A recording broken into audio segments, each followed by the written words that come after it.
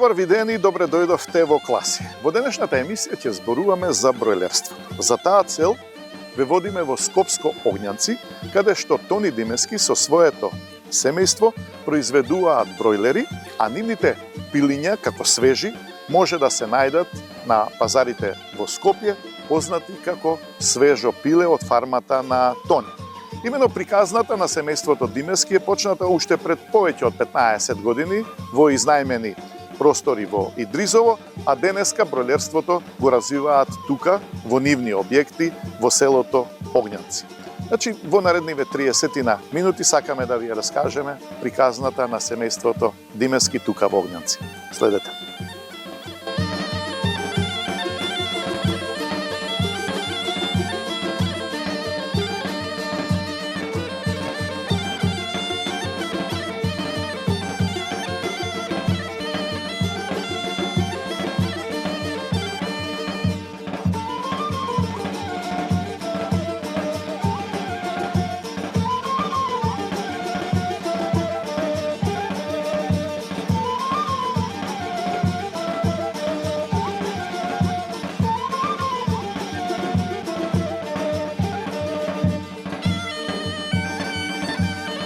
Бројлерите се хибридни пилиња добиени со вкрстување на повеќе раси, кај кои се поизразени особините за брз раст.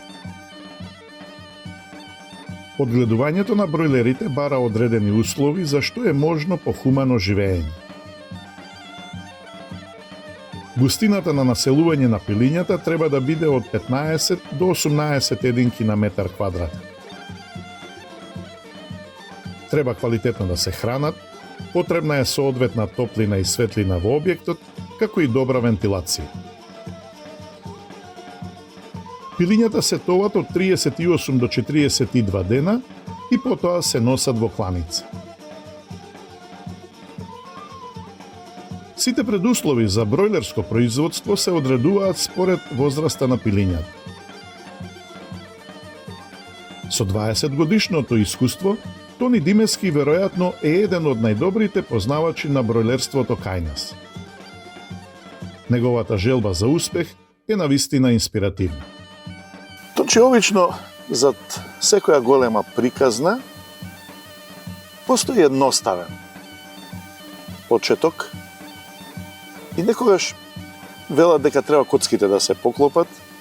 Јас знам за една случка кога еден човек нашол една игла за плетење и размислил што да прави со неа. Одлучил да ја однесе на ковач и од таа игла за плетење му направиле 10 на 15 мали игли шивачки.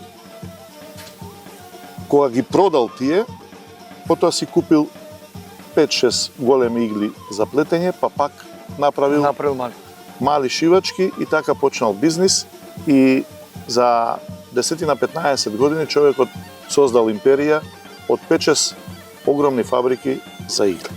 Така. Како почна приказната на Тони Димески? Одамна новинарите ме немаат прашано за ова, ќе морам да се вратам назад. Јас, првото моје завработување беше возев едно комбе во една фирма на мои 20 на години. Претоаш додевме Маđarска, Будимпешта. Унгарците се многу напред во делот на живинарството. Ја видов таму полиња со птици. Значи полиња со куски, мисери. Знаете како возите по автопат и ја го гледате цело поле, бело застануваш и гледаш. И тоа ми беше некој идеја, желба, а инаку пораснав јас, иако сум роден во Скопје, пораснав каде дедо и баба лете и зиме. Пораснав на село во Куманово, каде што си имаше во дворот 100 кокошки, имаше 30 овци, 4 крави, 5 хектари земја се обработуваше, 8 декари лозија, 2 декари бавче. И сето тоа јас го работев заедно со дедо и баба и го научив. И сега затоа мене не ми е тешко да го работам. Впрочем, така функционира порано и скоро речи сите селски семејства. Меѓутоа, тоа било во детството, па во младешките години и кога кликна идејата за овој бизнес? Некаде 98-ма, еден пријател ми вика, имам фарма за кокошки, дали сакаш да чуваме заедно. Знаете како, јас ке баби дедо со видел кокошки, ама фармерски отеднаш да купиме 1250, 1150 требаше да купиме, толку беа кафези, во секој кафез по 4 кокошки живеат и ќе купиме. И знаете како, тука се многу непреспиени ноќи, како ќе биде, шо ќе биде. Така. Ама посветеноста, работењето од сабајле од 6-7 до вечер до 12 кога научиш, секој научиш. Значи, секоја работа, ако си таму посветен, поставен на правото место, ќе успееш. Значи, јас од 99-та почнав со несилки, со 1150, потоа земав уште една фарма со 2000, потоа со пријател чувавме и крави, 7-8 крави, кај него легов партнер со него 7-8 крави и околу 15 свињи, маторици плюс прасиња. Имавме таму идеја за... Одледував и калифорниски црви на времето. Калифорниските црви ги одледував затоа што произведов многу цвеќиња. Ти требаше ѓубриво. Ми требаше ѓубриво. Јас скромно ќе кажам дека за Македонија имам неколку рекорди. Еден од рекордите е човек кој што одледал највеќе пилиња во оваа убава држава. Другите од рекорди, преку Флораскоп е посадено вилата председателска во Охрид со моје цвеќе, посадена е плавошник со моје цвеќе и вилата Доран е посадена со моје цвеќе во рок од 3 дена со 5024 сакси, тоа беше некаде 2004. Откако почнав да влегувам повеќе во живинарството, цвеќарството го подоставив, не е скроз оставено, мајка ми се уште произведува дел нешто резано цвеќе, тоа како повеќе хоби, ама не е хоби, таа вади една пензија најмалку. По пазари веќе се појде, ќе се види со некој, ќе се направи муавет. И сега многу луѓе ме гледаат да јас се случува на пазар сега да отидам на мајка ми да помогнам кофа со цвеќе и onda се викаат чекај вој шо се толку бизнисот. Не, бизнисот не треба да се потцени, големината бизнисот нема него дали го сакаш, дали сакаш да го сработиш, тоа е основата, нели? Пред 5-6 години се сретнавме тука во близина на овие објекти сега, таму на кај Идризово. Идризово, на старата фарма. Да, на старата фарма. Таму знам дека имаше веќе сериозен бизнис во Идризово. Меѓутоа, дали беше Идризово почетокот или беше и нешто претходно? Не, претходно беше тоа. Во Идризово, јас како дојдов во фармата, на фарма Билимбегово се тоа објекти, како дојдов до нив, Пилко ги држеше тие објекти, нели, кланицата што е одма до фармите. Јас за Пилко 2005 до 2007 произведував храна, дел. Так. Тие увезуваа нешто од мене купува и 2008 собственикот на Пилко тогашен ми рече: "Тони, дали сакаш да чуваш пилиња за нас?" Они тогаш одледува. Јас не можам викова да го работам. Дали сакаш? Јас од 2008 до 2010 некои 2 години јас за него производ 2-2,5 години произведов околу 900.000 пилиња.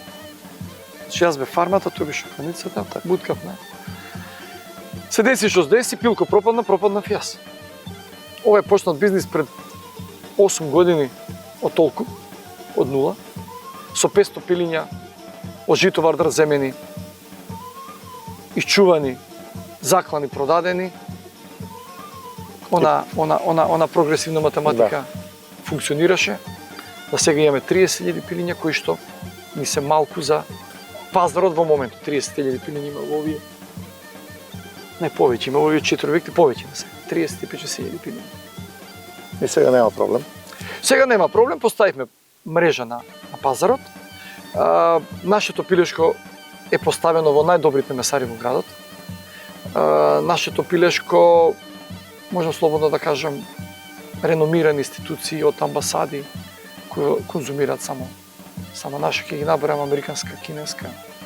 Ама сада тие што ја ги знам не директно од нас, него од месарите кои што ние носиме. Убавината е што доставата е секојдневна во градот. Обработувањето на пилињата исто е секојдневно, значи нема ке нас колиме понеделник па ќе продаваме цела недела, не. Тоа што заколе понеделник се продава во вторник, тоа што вторник оди во среда, само така, само преку свежина на производот можеме да го задржиме потрошувачот. Инаку потрошувачот ќе си оди. Така, овие објекти се овде во непосредна близина на село Огњанци. Така, да. Значи, Гледам овде Петровец. огромен, да, Да. огромен простор. Така. Ова е ваше овде се? Да, ова е наша, купивме оваа нива. Знаете како, јас немам време да одам во градот. Јас одам во градот на 15 дена, дали еднаш ке липа во месец еднаш. Мене ми е работата тука. Чизмите, работничкото, затоа што тука е производот. Тука се прави производот. Во градот не се прави. Така. Гледам овде и ладно цедено, Да, масло. Да. Ова ваше производство? да.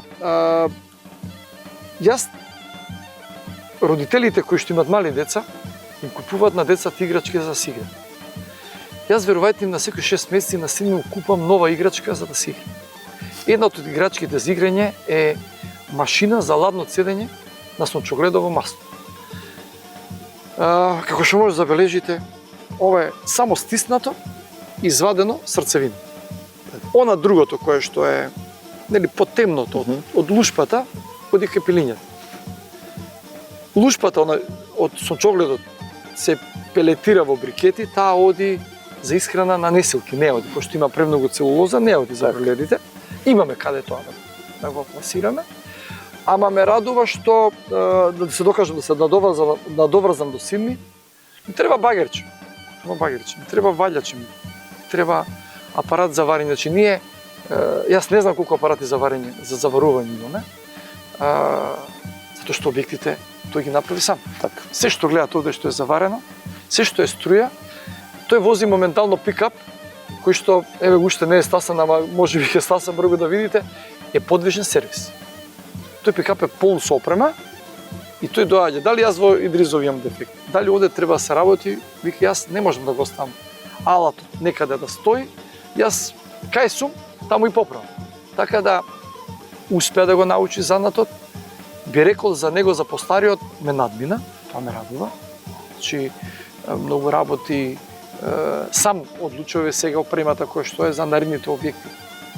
Е нарачана, тоа е одбор комплет од компјутери, од хранилки, поилки, силоси се, затоа што нели младите имаат повеќе време на интернет да седнат, да одберат која фирма како нели да ги види позитивните перформанси на самите фирми и така да нели нормално на децата останува иднината и ние мораме тука да бидеме максимално воздржани да направат грешка, да ги поддржиме и на грешка. Апсолутно, и мора да признаеме дека тие се повешти. Ефа добро, вака сега.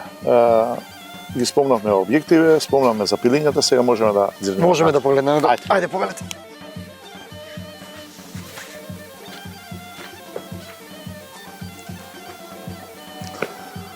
Да видиме сега што се случува на дезинфекција. Да. Ето така.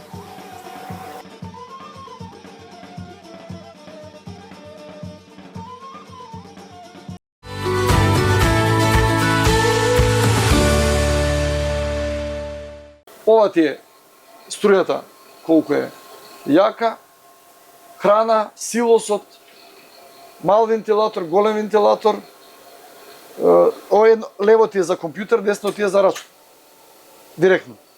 Некогаш треба и директно да пуштиш. Некош ние сме побистри од компјутерот нормално. И ова е мешачот за воздух, ова е ладењето и ова е грењето. Ова е грење и ова е грење. Овие се грење, пуштени на автоматски, еве го на двојка, сега ќе се уклучи на двојка. Ево, работи. Значи овде постојано треба следење на состојбата. Имаше еден србин постар чича, вика, ја ноќе синот дење. Следење нон-стоп. Димески, како што веќе забележавме од надвор, имаш 5 објекти овде, каде што се одгледуваат пилиња и повозрасни пилиња, овие се нешто помали. Гледам и 6-ти објект е во градба. И тоа сега еве сме во еден од овие објекти. Со пилиња овде гледам неколку илјади сигурно има, така? Има. Овде има 11.000 пилиња во овој објект. Колку се возрасни? Овие се возрасни 18 денеска тече. Остануваат во објектов се до крајот на турнусот, овде се додени од прв ден, како што може забележите, ова е храна, ова се поилки, ова е вода, амбиентално убаво, свежо, нема мирис, нема мањак, нели, сува простилка, спијат, пилињата уживаат, малку овој ни е досаден, малку ни е нервозен, ама ќе го смирим. Да кажеме дека овде е и топло, која е температурата Во моментално? моментот е 27 степени. Тоа е отприлика идеална Тоа е температура. идеална температура за оваа старост. Кога ќе дојдат во фарма, зависи од староста на нивните родители на тие пилиња што ќе дојдат. Значи, ако родителите се млади, на јајцето што ќе се излезат, што ќе се донесат пилињата, треба да биде 34-35 степени. Па и поситно пиле, значи тоа пиле доаѓа со 36-38 грама на фарма се вселува. Ако пилето е над 42 грама до 47-8 знае да биде, тоа е пиле од постари родители претежно и тие може и со 33-34 степени во првите 3-4 дена. А потоа како нараснуваат, доаѓа до некаде 19 степени таму пред да излезат од фармата, на 19 степени во амбиентално, затоа што тогаш порастато, опериено и така. На која возраст практично излегуваат од тука? Тука излегуваат некаде на некои 40 години. 40. 42, трети, како, зависи. Како, што се бара, што го бара пазарот, дали поголем или помалку. Од каде се набавуваат пилиња? Овие пилиња, јајцата се донесени од Црвија, изведени во Охрид, една пријателска фирма која што само за нас веде, претежно за нас веде пилиња бройлерски, кои што се вселуваат овде кај нас, работат тие само за нас. Така да имаме испорак од нив за секои 2 недели, нови, така да имаме оној континуитет кој што го бара пазарот. Значи на пазарот сме константно стабилни. Не смеете вие денески на утре нема нели потрошувачот е тој за кој што и ние постоиме. Така да мислам дека сме стабилни, мислам дека производството е добро, квалитетно и успеваме понатака да функционираме и да зголемуваме, како што видовте се градат и нови фарми. Ќе го прошируваме нашето производство. Од другата страна забележав и друг објект. За што станува збор? Станува збор за нова кланица, која што ќе биде пуштена во наредните денови, можеби максимум една недела. Имам уште некои ситници, ајде да не кажам и немаме веќе речиси ништо, уште финалната хигиена, значи таа ќе може да обработува некаде до 3000 пилиња на ден. Ние нема да имаме толкава бројка во старт, али сето тоа го правиме за некоја блиска иднина каде што ќе ги задоволиме потребите на таа кланица. Добро, како е моментално состојба во Македонија со бройлерство? Па за жал во околинава на Балканов ние сме најмалку развиени во делот на одгледување на пилешко месо, и затоа увезуваме цифрите ги знаете вие, тоа е од 40 до 50 милиони евра увоз на пилешко замрзнато претежно месо. Што јас не се сложувам да конзумираме замрзнато, треба да конзумираме свежо, затоа што животот е еден, затоа што здравјето е едно, затоа што ние не само да се нахраниме, ние треба да почувствуваме и вкус во месото, треба да почувствуваме и здравје во него, нели во замрзнувањето, во самото замрзнување се губат многу витамини, минерали и протеини. Македонија постоиме само 2 фарми кои што одгледуваат бройлерски пилиња. Ние го задоволуваме, нема да сгрешам, не повеќе од 8 до 9% од потребите на македонскиот пазар, што на вистина е малку. Македонија некогаш за третата армиска област произведувала пилешко месо. Се колеле некаде 3 милиони пилиња годишно за потребите на ЈНА. Го знаеме тој период, сите си чуваа баба, дедо дома, немаше бройлери за мене и за вас.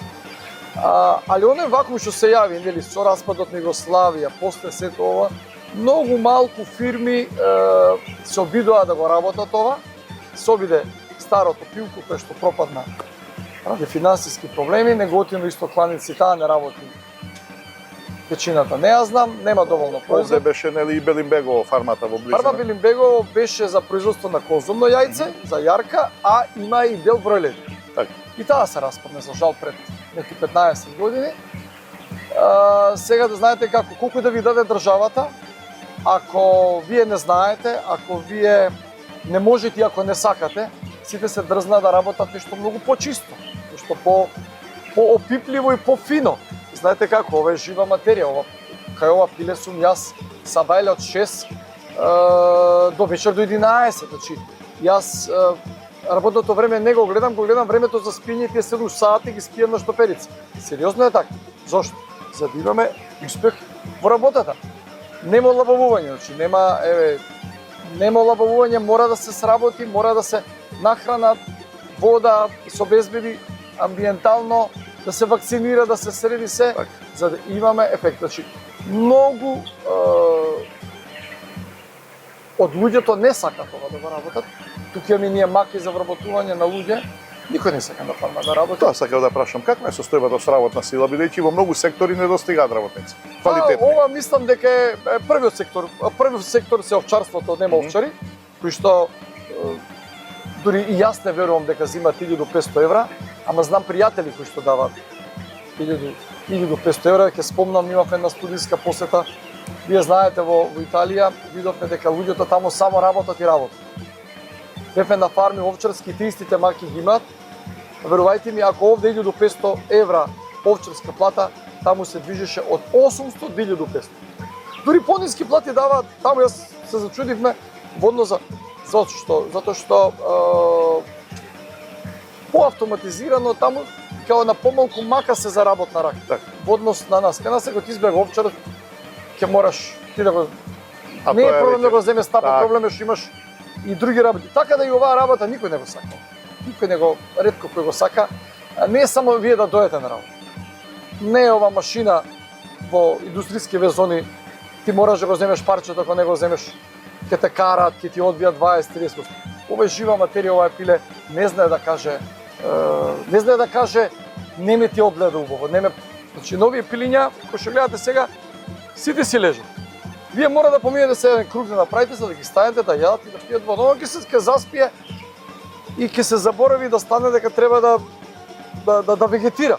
И затоа ние на секои 2 часа сме внатре, ги прошетуваме, дури размислуваме за можности за роботи, кои што ќе ги поминуваат објективе за да ги кренат пилињата за да јадат и да пијат.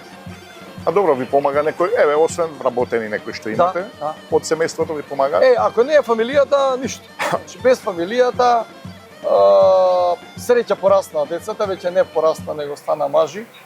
Среќа едниот син се ожени и снаата е вклучена. Снаата кај нас 17 години, сега има 25, замислете. Она е исто во градењето на цел овој бизнис. Супругата моја е задолжена за продажба и во кланица, јас сум задолжен претежно за на фарма, значи почнувам од сабајле со пилињата, завршувам вечерта со фаќање за припрема на пилињата за утрешниот ден за носење на кланица. Големиот син е задолжен за се ова што гледате, он го има направено. Браво. Значи опремата стигна од Србија, тој ја намонтира. Прво он го намонтира објектот, ова се енергетски ефикасни и би кажал објекти кои што се многу малку потрошено и пари да се направи и материјали кои што, ајде да кажеме, делот на загадување, нели сега на наша одговорност која што се јавува. Ова е еден најлон, преку него има 20 сантима минерална стаклена волна и над него има најлон. Јас видов во Србија вакви објекти по 15 години не мрднале, хигиената е лесна за одржување, помалиот сини тоа исто, да се вратам назад, не помага и тоа е вработен во фирмата, иако е на факултет, значи сите се тука, сабале станувам јас и ги контролирам кој каде како е, кој е слободен да се уфрли во некаква работи, ама работата нас не тера ни е, нели, ама сепак оној потешкиот дел и оној временски најдолгиот е мојот. А добро, јас се сеќавам пред некои 7-8 години, ти имаше и некој внук од сестра кој што викаше дека цело време е на фармата и ти помага. Така. Сестра ми малиот Максим порасна за летен и за зимски распит на нашата фарма. Значи тој сите овие позиции на работа ги знае. Дури во некои работи ќе кажеме дури потемелите од мене. А колку години има сега Максим? Сега има 13. Кога ќе каже некој, ама тоа е градско дете, пазете, родено во Лептокарија, сега живее во Тапталиџе. Покрај тоа одење на надпревари, биологија, хемија, свири клавир, иде на тенис, иде на шпански, англиски, брза математика. И уште нешто, јас го прашувам, Вујчеве, зар имаш време ти зо? Вујче, ако се сака се може. Значи, заднава година помалку доаѓаше, затоа што веќе, нели, пубертетот влегува сите тие негови други обврски, а инаку по цело лето беше со мене, ама што е добро, јас му дадов пиетет дека сме партнери и дека заедно ќе го работиме. Значи децата да не ги оставаме дома со телефоните, и тој има мобилен, ама не го користи кога е на фарма. Тој е тука, ќе му кажа Максим, оди нарани ги пилињата, ќе дојде, ќе ги нарани, знае што треба да види. Јас мислам дека му верувам премногу, темелит, исполнет, кој што знае што треба, како треба. Биде пиле некоја нели не е добро, нешто му се случува, ќе го фати вујче. Ова пиле види го ти што, како, па ќе му правиме заедно анализа што му е, како му е, фали храна, вода, нешто. Значи децата ние си ги направивме во општество. Има добри деца, ама има деца кои што не знаат ни лажи се да држат за жал. Апсолутно. Значи, овде забележав покрај овие објекти, Така, има и доста пространство, земја. така. Тоа е ваша земја? Да, околу фармите се ова наша земја која што е оставена, ќе произведуваме храна на таа земја и е оставена нели меѓу објектите мора да има нека биосигурност, некој простор по-широк, не се прават фарма до фарма толку да бидат збиени.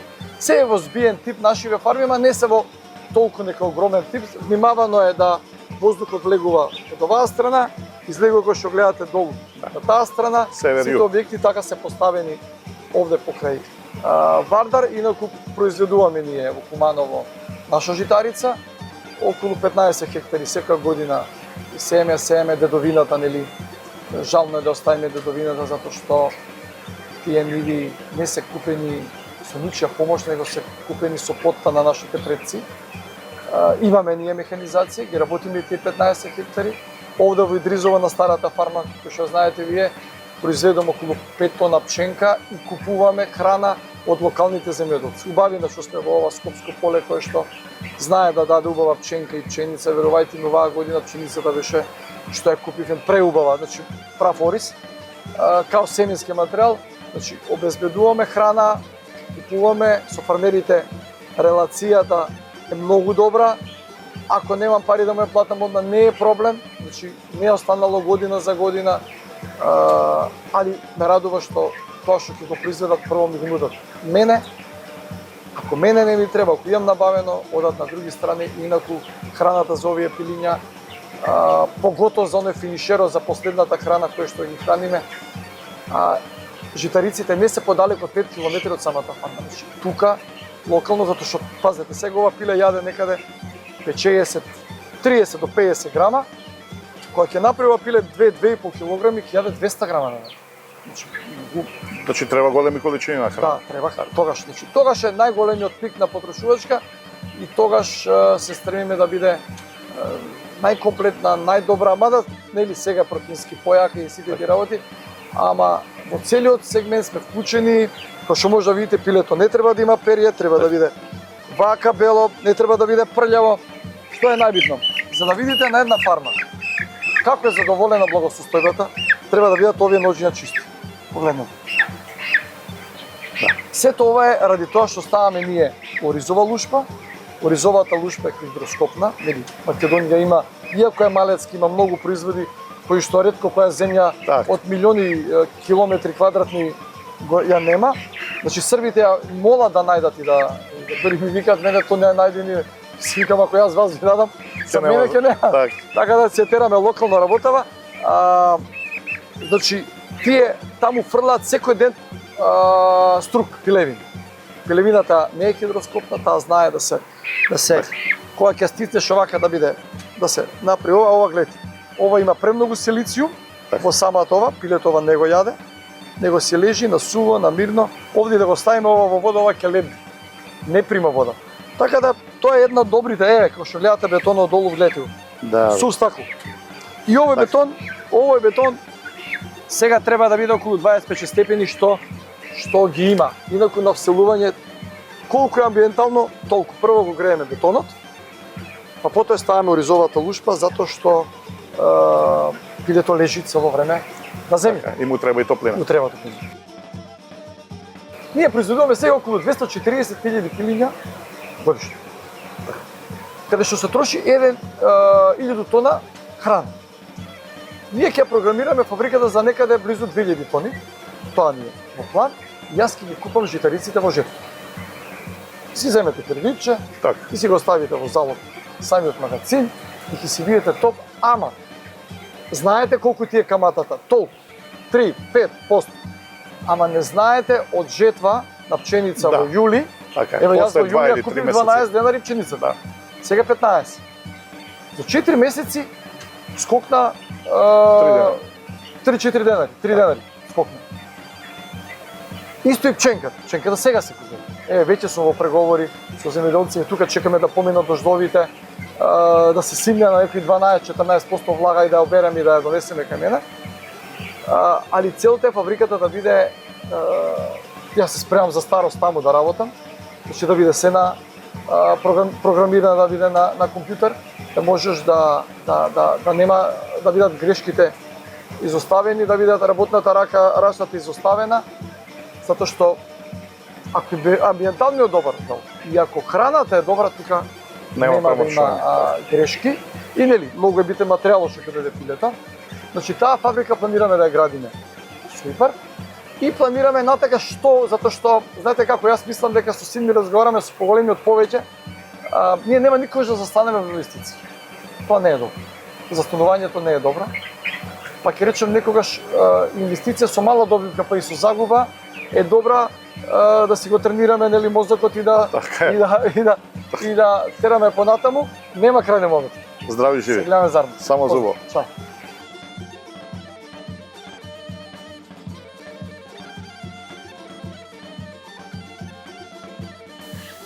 И ете, верувам дека оваа инспиративна приказна на семејството Димевски тука од Скопско Огњанци многумина од вас ќе инспирира и ќе мотивира. Таа е преполна со љубов, посветеност, идеја и храброст. Ние, она што можеме за крај да им посакаме, е првенствено добро здравје и во блиска иднина да им се реализираат сите оние желби и идеи што ги имаат замислено. Ете, тоа беше се во денешната емисија на Класи. Ве поздравуваме и ви посакуваме пријатен ден. Пријатно.